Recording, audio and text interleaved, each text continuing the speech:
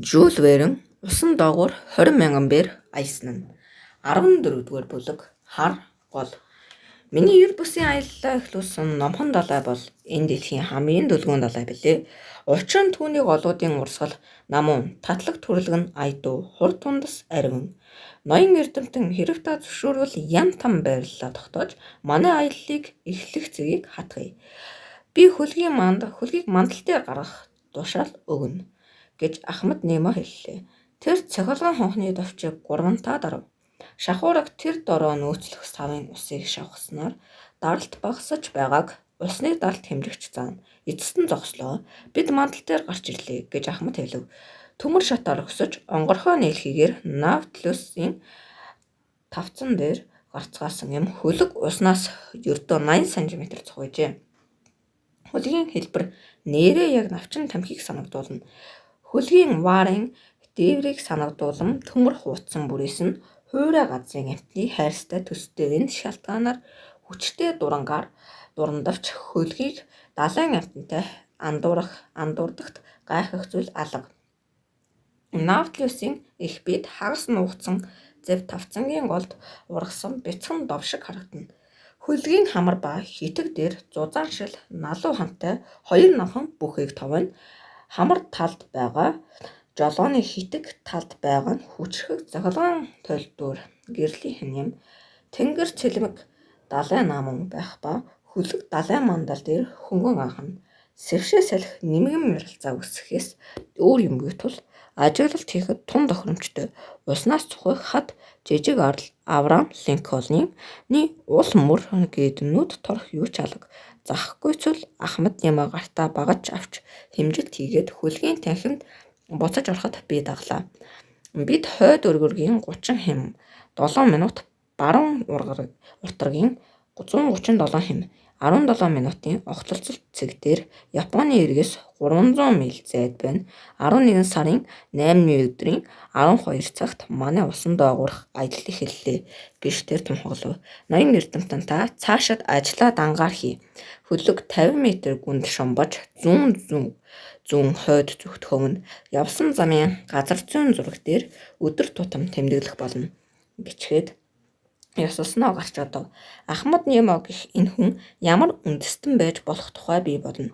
Юуны учир хүн төрлөختөнд өс хонзон санаж өөрийгөө тусгаарлав. Хорвоод гомдсон хүлийн зөвшөөрөгдөөгүй эрдэмтэн үү? Улс төрөөс болоод ажиллаа орхисон эрдэмтэн үү? Энэ мэтийг бүтэн цаг бодож сууснаа миний харц газар зүүн зураг дээр санамсаргүй був. Тэгээд одоо бидний байгаа цэгийг хуруугаар заалаа. Далай дотор бас өөрийн гэсэн голууд байдаг юм. Өнгө ба дулаанаар нь яд хэмгүй тодорхойлж болох далайн урсгалуудыг гол гэж нэрлэдэг билээ. Наутилус тэдний нэг болох хар голыг дагаж явна. Дулаан устай энэ гол хурцгах өнгөөрөө далайн хүйтэн уснаас шууд ялгардаг юм. Энэ мэтийг бодлогошроод Нед Ленд ба Консул нар танхимд орж ирснийг мэдсэнгүй. Ахмад болон хөлийн тухай энэ хөлөг дээр хэдэн хүн байгаа талаар Нед Ленд тис чадан шалгана. Харин би одоохондоо юу ч олж мэдээгүй хэмээн үннийг дуулгав. Гэтэ та Наутилусыг эзэлж авах санаагаа орхи. Энэ хөлөг орчин цагийн шинжлэх ухааны гайхамшиг түүнтэй танилцаж чадахгүй өнгөрөв би насаараа унсна. Олон хүн зөвхөн энэ гайхамшиг харахын тулд бидэнтэй байраа дурдтай солих байсан. Тийм болохоор тайвширч нүдээ том болгоод эргэн тойрныг хар. Юугаа харах юм бэ? Энэ төмөр шоронд хараад байх юм алга. Бид сохроор хөвж хөдөлж байна. Яг энэ агшинд гэрэлгэнд дунтарснаас болоод хурц гэрэл дассан нүдээр хатгаж өвдөв. Яахаа мэдэхгүй таг зогслоо. Наутилусын төмөр бүрээс задрах шиг шажигнаа сонсогдно. Тэгснээ танхим гинт гэрэлтлээ. Хоёр талын хананы зүйвэн шилний цаанаас гэрэл нэвтэрч байх юм. Усны гүнийг цахилгаан гэрлэр гэрэлтүүлжээ. Одоо биднийг далайгаас зөвхөн зүйвэн шил тусгаарлана. Энэ хэврэг хаалт хагарахгүй гэхээс яс автай. Гэвч зузаан зэсэн хүрээн шилийг бутаршгүй батбөх болгож өгөх тансаг үзэгдэл түүнийг яаж дүрсэлж бичих билээ дээ. Гүний давхаргаас эхлээд мандал хүртэх тунгалаг уснаа наадах гэрлийн туяа ба өнгө будгийн хослолыг дүрсэлж зурах бие юу? Далайн хэвлийг дассан. Цахилгаан гэрэл эргэн тойрныг шингэндүл болгож хувиргана. Шингэн очир эртний мянган талстыг онож хугарах гэрлийг цацрагийг ажиглангаа байгаль ихээс эд шидийн ийм үзэгдлийг бэлгэн давах далайн амьтадад атаархав. Гадаа гэрэлтийн хэрээр танхимд ханахгүй оргиод бид цонхоор харахдаа бидний нүдний өмнө аврах том аквариум байх шиг санагдана. Бид шилэнд наалдаад хэл хүггүй таг бүлтийв. Эрхэм нээд та харахыг хүсээд байсан билүү? Одоо тэгээд хар та гэд консул гинж шогшорлоо. Гайхамшиг ийм гайхамшигыг харахын тулд хаа хүрсэн ч яах вэ гэж оргох төлөвлөгөө ба уур хилэнгээ таг марцсан Канадад үглэнэ. Одоо би энэ хүний амьдралыг ойлгож эхэллээ. Тэр онцгой ертөнцид нэвтэрч энэ ертөнц түүнд нандин нууцаа нийсэн юмсан гэж би шашгирна. 2 цагийн турш усан доорх ертөнцийн дайчид буюу төрөл бүрийн загас манай хөлгийн нэргэн тойронд гялалзаж бужигнаж бид өрөө багтаамж дүүрээсээ яриад тасарцсан байна. Тэгээд сүүлд өрөөнд гэдэг суган уншаа дууссан байсан шүү дээ. Нөө. Тэгээд яг эдитлэх гээд ороод ирсэн чинь юу яатсан бэ шүү дээ. Тасарцсан биш дээ. 44 дугаар хуудастай. Нэг шалэг мань уу байсан чинь 296 хуудастай байна шүү дээ. Тэгээд 47 бүлэгтээ 1 2 дугаар хэсэг нийлээд. Өнөөдөр тэгээд нийлмэр шийдэ. Аяа. Бид өрөөндөө ороод гэсэн юм. Тэгэхгүй бэлдэж тавьсан хоолыг идцгээв. Би оройн ном уншиж ихийг ботсон ч нойрон дийлдэ далайн өвс дэвсэн орон дээр хэвтэн бүх гэгч нь унтлаа. 12 цаг нам унтаад 11 сарын 9-ний өглөөсөрч Пина нэртэй хясаа биеэсээ ялгаруулан хадан дүүрийгөө бэхэлдэг утаслагаар нэгсэн нэмгэн даавн хувцсамсан Nautilus-ийн багийнхан хувцлахын тулд хөвөн ноос юм уу торгоны хэрэг үгүй ээж. Тэд хувцсны даавууг далайгаас авдаг юм байна. Би танхимд орж далайн амтан ургамлын цуглуулгийг судалж гарлаа. Бүтэн өдөр өнгөрсөн ч Ахмад ирсэнгүй. Маргааш нь бас үзэгдээгүй юм. Тэр хачин хүн өвдсөн биш үсттэй. Гэхдээ консулийн хэлсэнчлэн бидэнд гомдлоод байх зүйл адаг. Бүрэн эрх чөлөөтэй зэрэгцээ маш сайн хоолно. 11-ний өглөөс ирээд цэнгэг агаарын урсгалаар далайн гадраг дээр гарсныг шууд тав.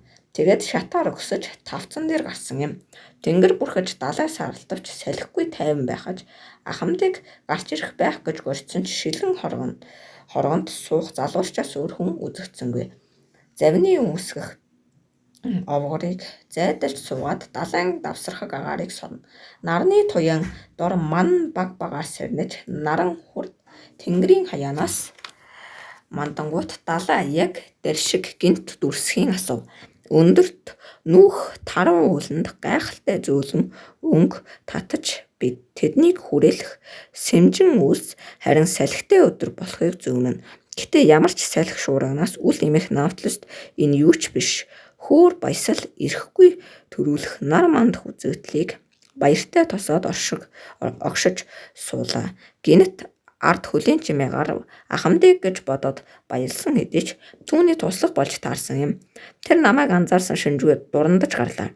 Ажилтаа дуусангууд нээлхий рүү очиод Nautilus Respect Lorne вирч гिचгээд доош був.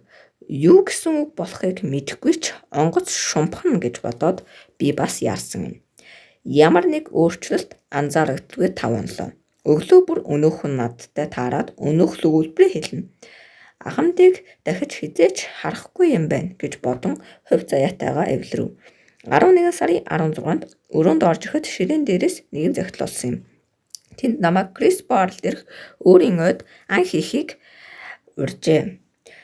Манай нөгөө хоёрыг ч бас урьжээ. Ан хийх гинэ тэр хүн хаяа хуурай газарт хөл тавьдаг болж таарлаа. Урилгыг нь хүлээн авах хэрэгтэй гэж Канадаар хашгирна. Харин би хамгийн түрүүнд Крис Барлыг газар зүүн зураг дээр хайсны эцэст номхон далайн хойцогт байх бүхэнд мартагдсан бяцхан арлыг зааж нөгөөш даруулв. Ахмад нэм хаяа нэг хуурай газарт хөл тавьдаг бол мэдээж эзэнгүй арлыг сонгож таарах нь ойлгомжтой. Тэд дуугүй толгой сэгсэрсээр гарч одлоо. Дуу шуугийн амгалан тайван үйлчлэгчийн авчирсан хоолыг идээ сэтгэл зүйн сурамтжээ. Өглөөсрөнгөт Nautilus хөдөлгөөнгөө зогсныг үзээд хувцаслаж танхимд гарсан юм. Ахмад нэм тэнд хүлээх ба намайг харангуут босч мэдчлээд анд хамт явах хэсгийг асуув. Та хуурай газартай холбоогоо дасалсан мөртлөө Крис Барл дээр ой эзэмшдэг нь ямар учиртай юм бэ? Миний эзэмшлийн үед Нарны гэрэл түүний халуун хөлт шаардлагагүй. Тэнд ямар нэг дөрвөн хөлт аратан үгүй. Ийм байдгийг ганцхан би л мэднэ. Зөвхөн надад зориулж ургадаг юм. Энэ хуурай газар дээрх биш, усанд орохоо. Тэгээд бид буу барьсаар тийшээ явган явж чад ан хийх юм уу? Яг тийм. Хөөрхий Ахмад хэвийн бус болж 8 хоног үзэгдэхгүй алга болсон. Өвчлсөнтэй холбоотой.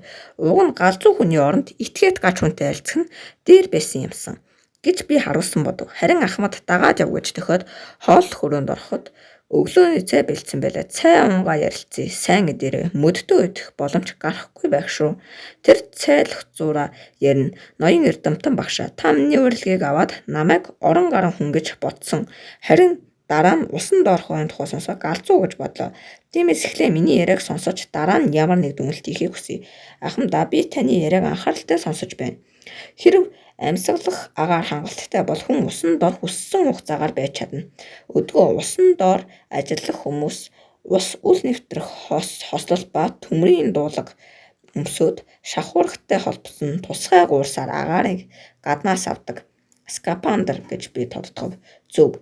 Гэхдээ скапандртай хүн чөлөөтэй хөдөлж чадахгүй. Агаар дамжуулах гуурс бол түүнийг газартай холбосон гинж гэсэн үг. Наутлустай ингэж холбогдвол хол явж чадахгүй. Тэгээд та яаж ирэх чөлөөтэй болох юм бэ? Миний бие Рокерол Денейрозын төхөөрөмжийг сайжруулсан юм. Тусгай зузаан төмөр савнд өндөр даралттай агаар шахдаг савыг цэргийн үр өвчиг нуруундаа бэхлэнэ. Савны дээд хэсэгт байх тулан маягийн зүйл агаарын даралтыг зохицуулдаг. Шумбагчийн нүрэнд тусгай баг зөөж 2 хаймар гуурсаар агаарын савтай холбож өгнө. Нэг гуурсаар цэвэр агаар сорж нөгөө гуурсаар нүүрс хүчлийн гаргана.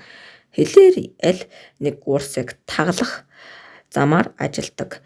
Харин би далайн ёроолд өндөр даралтыг төсвөрлөхийн тулд 2 гуурстай зэстуулаг өмсөх аргыг сэдэв.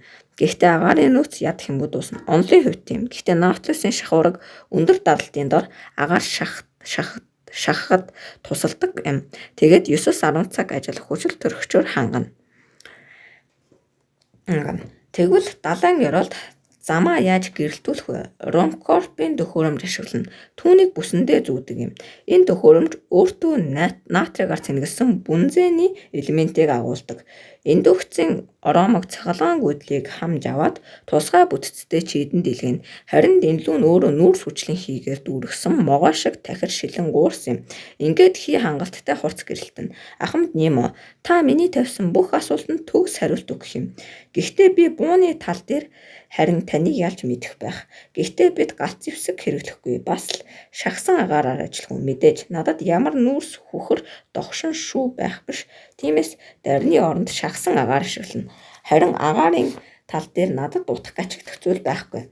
Далайн харанхуй ёроолд бас тэгээд хит нягтралтай шингэн орчин тавьсан сум байгаа онохгүй эсвэл онсон ч үхлийн аюулгүй гэж бодох юм.